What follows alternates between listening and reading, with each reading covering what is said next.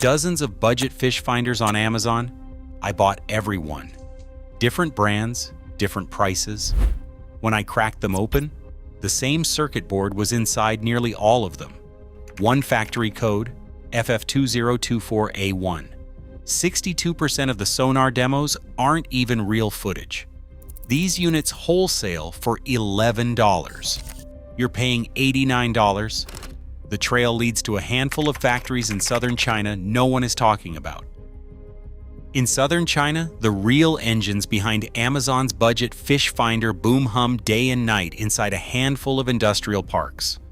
Shenzhen's Bao'an district and Dongguan's Human Township form the epicenter, where rows of low-rise factories assemble thousands of identical sonar modules, housings, and LCD displays every day. Customs records from late 2024 show more than 15,000 fish finder units exported from these two cities alone, all under the same HS code 9026.30, bound for U.S. warehouses. Inside these plants, production lines are tuned for volume, not innovation. One manager, Jian Wei, describes a daily output surpassing 10,000 printed circuit boards, most stamped with the same model code found inside dozens of Amazon listings. The process is streamlined. Raw PCBs and injection molded shells arrive from upstream suppliers, are assembled into finished units, and then shipped in plain packaging to third-party logistics centers.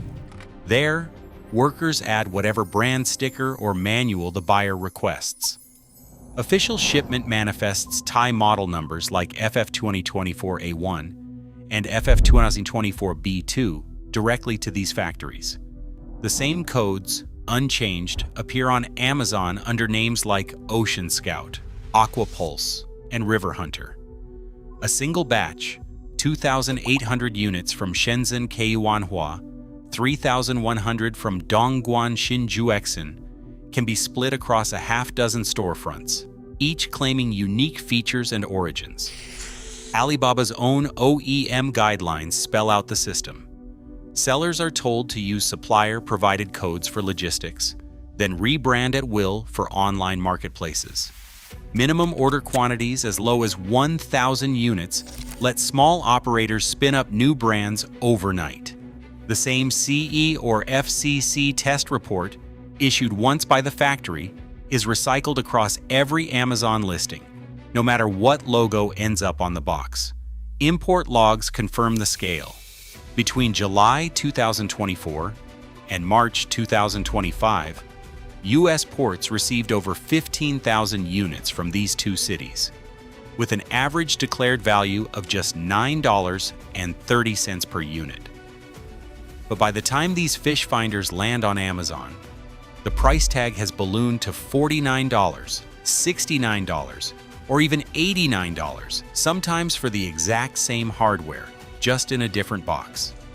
This cluster of factories doesn't just supply hardware, it supplies the illusion of choice. One production line can spawn a dozen brands, each promising exclusive technology, but all sharing the same circuit board, the same firmware, and the same real-world limits. As the next section reveals, even the most basic technical differences between these brands often vanish under the surface. A closer look at Amazon's budget fish finder listings reveals a pattern that goes beyond simple rebranding. In a 2023 audit of 4,762 product videos, 62% were found to use fabricated sonar demonstrations, stock footage, CGI overlays, or outright fake clips. These clips often show perfect fish arches and crisp bottom contours in water barely deep enough to submerge a soda can. Frame-by-frame analysis exposed identical video segments reused across dozens of listings, with some sellers even uploading the same demo under multiple brand names. In several cases, the supposed live sonar footage was traced back to animation templates, not real-world fishing trips. The deception doesn't end with visuals. Most of these devices claim high-end specs, 200 kHz transducer frequency, dual beam operation, or chirp-like clarity. But when pulled apart in the lab, the story falls apart. Spectrum analysis on 20 top-selling models revealed a dominant output between 84 and 95 kilohertz, less than half the claimed frequency. This technical sleight of hand has real consequences. At 84 kilohertz, the best-case target resolution is over 30 centimeters, meaning small fish and bottom details are simply lost. One lab technician described it bluntly: "You'd get more detail dropping a rock overboard than with these so-called 200 kilohertz units." The audit didn't just catch a few outliers. Nearly every device flagged for fake video was also guilty of frequency inflation. The same PCB, the same transducer, the same firmware, just a new logo and a different promise. And when the Spectrum readings were compared to the Amazon listings, over 90% of the so-called dual-frequency models never emitted anything above 95 kilohertz. The data is public. 2,959 out of 4,762 audited videos were fake, and the Spectrum logs tell the same story. Meanwhile, sellers boost their credibility with orchestrated review spikes. In one documented case, a single fish finder received over 4,000 five-star reviews in 2 days, almost all from accounts created that same month. Many of these reviews parroted the same phrases, hinting at copy-paste campaigns or refund for review schemes. The effect is a digital smoke screen that drowns out honest feedback and buries complaints about performance failures. In this environment, it's nearly impossible for buyers to distinguish between genuine innovation and recycled hardware. The only consistent outlier is the Garmin Striker 4. Independent lab tests confirm its 200 kilohertz output and reliable depth readings, setting a standard that the rest of the budget market simply doesn't meet. The contrast is stark. While most listings sell promises, only one delivers on them. A glance at the anglefish listing on Amazon reveals the heart of the budget fish finder racket.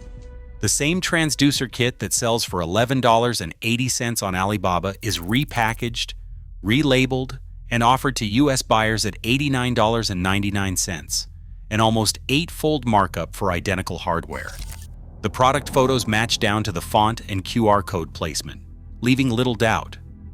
What's being sold as anglefish is the same factory stock shipped in bulk to dozens of resellers. But the real shock isn't just the price. In March 2024, Anglefish's Amazon page exploded with over 4,000 five-star reviews in less than 48 hours. Nearly all came from accounts less than 6 months old, many sharing the same generic praise. Fast shipping works exactly as described.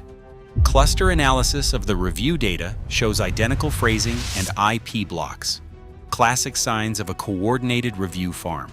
Sellers, when pressed, have admitted to offering full refunds in exchange for positive feedback, a direct violation of Amazon's own rules.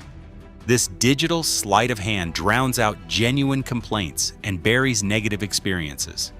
Verified buyers who report faulty sonar or unreliable readings find their voices lost beneath a tidal wave of manufactured praise.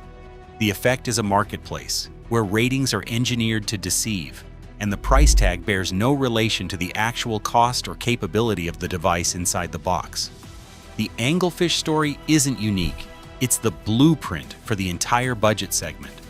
The same factories, the same hardware, and the same review manipulation tactics appear across nearly every sub-$100 fish finder brand. For consumers, this means that both the price and the glowing reviews are almost always illusions, carefully constructed to move as much product as possible, regardless of performance. Lake testing strips away the last layer of illusion.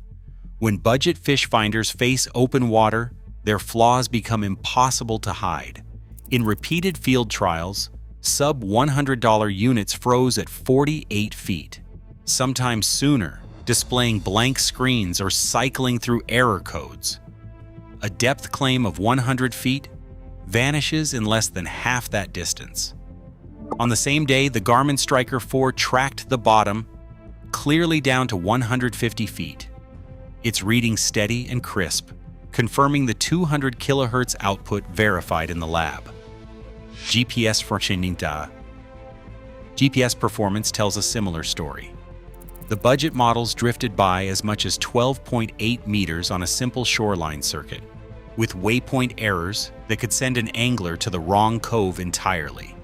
The Striker 4's integrated GPS, by contrast, logged a mean error of just 4.2 meters, well within the standard for reliable navigation. Side by side, the difference is not subtle.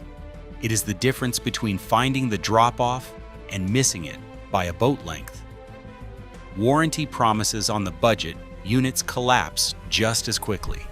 Buyers reporting faulty depth readings or GPS failures are told to contact a Shenzhen service email, only to receive generic replies or outright silence. The so-called 12-month warranty is often a copy-paste document with no actual support behind it. Garmin, meanwhile, requires only a serial number and a photo for warranty validation, with repairs or replacements handled through an established North American network. Mike H., the angler who first reported his budget unit's 30-foot failure, later confirmed months of trouble-free use with the Striker 4. His bottom readings matched surveyed depths, and his waypoints returned him to the same structure every time. In a field where nearly every claim falls apart under scrutiny, the Striker 4 stands as the rare exception, a device that does exactly what it says, while the rest of the budget field fails to clear even the most basic bar. Right now, thousands of anglers trust reviews and specs that simply aren't real. 62% of sonar demos are outright fabrications, and most sub-$100 units share clone hardware under different brands. Until real accountability comes to online marketplaces, the line between deal and deception keeps getting thinner. Stay sharp out there.